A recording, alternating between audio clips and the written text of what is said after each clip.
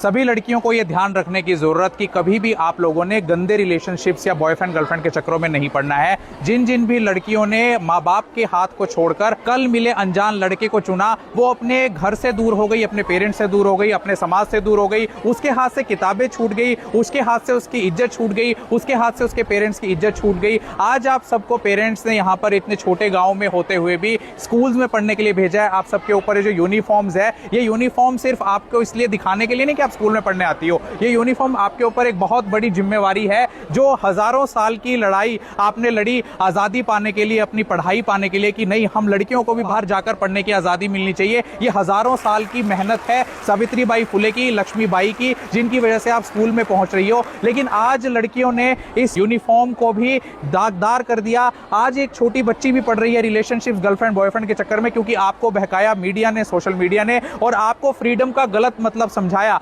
आजाद होना या फ्रीडम होना या 18 की होना किसी के लड़के के चक्कर में पड़ना नहीं है, बल्कि अपने पैरों पर खड़े होना, एक नया सपना देखना है। 18 की होने का मतलब सिर्फ अपने हकों को लेकर और सड़कों पर शराब पीकर नंगे घूमना नहीं है। 18 की होने का मतलब है कि अपने पैरों पर खड़े होकर इंजीनियर बनना, डॉक्टर बनना, आईएएस बनना, जज बनना और अपने परिवार, देश, समाज का नाम रोशन करना। 18 की होने का मतलब यह नहीं है कि आप अश्लील इंस्टाग्राम की रील्स बनाती घूमो, जिसे देखकर सभी लड़के आपके मजे लेते घूमे। याद रखना कि आप लोगों के मजे लेना सब चाहते हैं, लेकिन आपकी जिम्मेवारी उठाना कोई नहीं चाहता। कल मिला वो अनजान लड़का जिसके लिए आप पागल हो जाती हो, अपने माँ बाप को छोड़ देती हो, क्या वो अपने माँ बाप से ज्यादा प्यार कर सकता है? क्या वो आपकी जिम्मेवारी पूरी लाइफ के लिए उठा सकता है? असली प्यार तो आपके माँ बाप का है, जो आपका साथ नहीं छोड़ते पैदा होने से लेकर मरते दम तक। असली प्यार तो आपके भाई का है, जो आपका हाथ नहीं छोड़ता और कोई आंख आपको देख रही हो तो उसे नोचने की हिम्मत रखता है। असली प्यार तो आपके पति का है, जो 7 जन्म आपके साथ रहने की कसमें खाता है। लेकिन आज हमारे देश की लड़कियों ने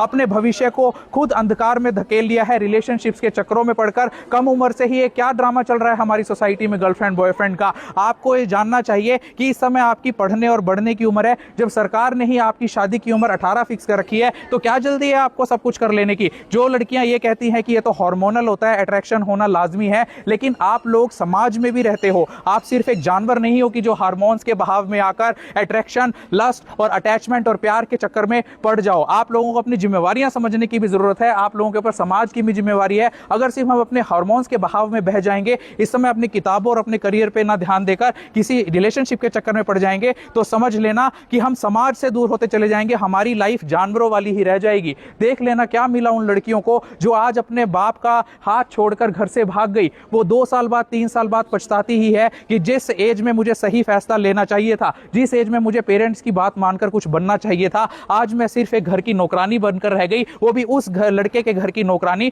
जिसके पास खुद कमाने के लिए कुछ नहीं है, जो पंक्चर लगाता है, जो मैकेनिक है। क्या आप एक पंचर लगाने वाले से शादी करना चाहती हो? कितनी लड़कियां एक पंचर लगाने वाले से शादी करना चाहती हो? Because you deserve better. आपको अभी टारगेट होना चाहिए सिर्फ अपनी पढ़ाई पर ध्यान देना, और जब कुछ बन जाओगे अच्छा मैच आपके पास खुद चलकर आएगा। अदरवाइज आप सारी उम्र ऐसे ही धक्के खाती रह जाओगी। जो लड़कियां भी आज नशा करते हुए देख रही हैं दूसरी लड़कियों को, तुरंत उन्हें सतर्क करो कि बीड़ी नहीं पीनी है, सिगरेट नहीं पीना है, शराब नहीं पीनी है, क्योंकि ये बीड़ी, सिगरेट, शराब ना केवल आपके शरीर को खत्म कर रहे हैं, आपकी ओवरीज के एक्स को डिस्ट्रॉय करके आपको बांझ बना रहे हैं, बल्कि आपके समाज में भी आपकी रेपुटेशन और वैल्यू कम कर रहे हैं। आज आप देख रहे हैं शराब के नशे में लड़कियां निर्वस्त्र होकर नंगी होकर गाड़ियों में घूम रही है, बाइकों में घूम रही हैं। क्या इस दिन के लिए हमारे देश ने यह सपना संजोया था? आप सड़कों पर उतरकर प्रोटेस्ट के नाम पर गंदी गंदी गालियां जेनजी दे रहा है। प्रोटेस्ट तो हमारे देश में उस समय भी हुए थे जब हमारा देश गुलाम था, अंग्रेजों का गुलाम था। क्या भगत सिंह के मुंह से आपने कभी गाली सुनी?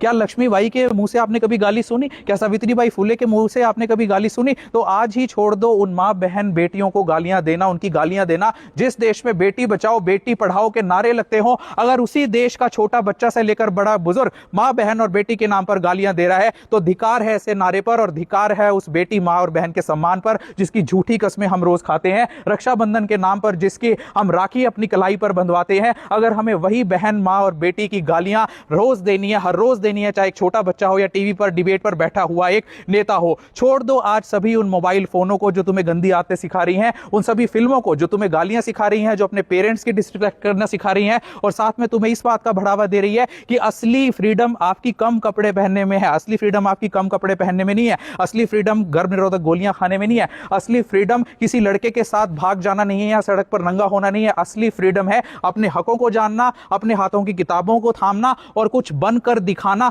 तब सही मायने में आपको दी हुई फ्रीडम और माँ बाप का भरोसा जो आपके ऊपर है वो कामयाब हो जाएगा। अदरवाइज ऐसे ही हमारा यूथ और लड़कियां सड़क पर बर्बाद नजर होती आएंगी। तो कौन कौन इस बात को मान गया है? हैंड रेस करो। एक बार मेरे साथ नारा लगाएंगे, भारत माता की, भारत माता की। और फिर से हमें इस कंट्री को, इस भारत को ग्रेट बनाना है, महान बनाना है। हमारे ऊपर ये जिम्मेवारी है, हमारी जनरेशन के बाद जेन जी और जेन अल्फा की ये जिम्मेवारी है कि देश को दोबारा से महान बनाना है, ना कि उसे डुबाना है। आज पूरी दुनिया में थू-थू हो रही है हमारे देश की कि हमारे यूथ इतनी गंदी हरकतें करते हैं सड़क पर उतरकर।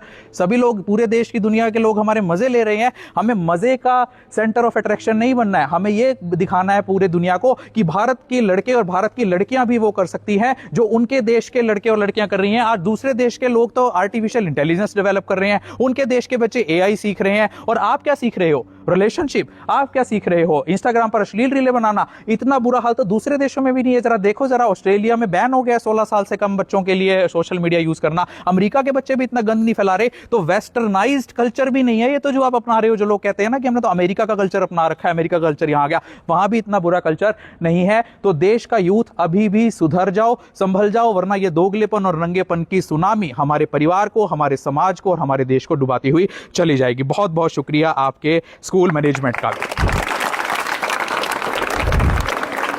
और मुझे बताया गया है कि एनसीसी, नेशनल कैडेट कॉर्प्स की सुविधा Rishikul senior secondary school Ahar Kurana Panipat में अवेलेबल है। और आप देखिए कि इन्हें ये शिप गिफ्ट में दिया गया है इनके लाजवाब परफॉर्मेंस को देखते हुए, जो इन्होंने फोटोज वीडियो शेयर की एनसीसी महकमे की। तो एक बार जोरदार क्लैपिंग एनसीसी कैडेट कॉर्प्स के लिए। बहुत बहुत शुक्रिया, थैंक यू।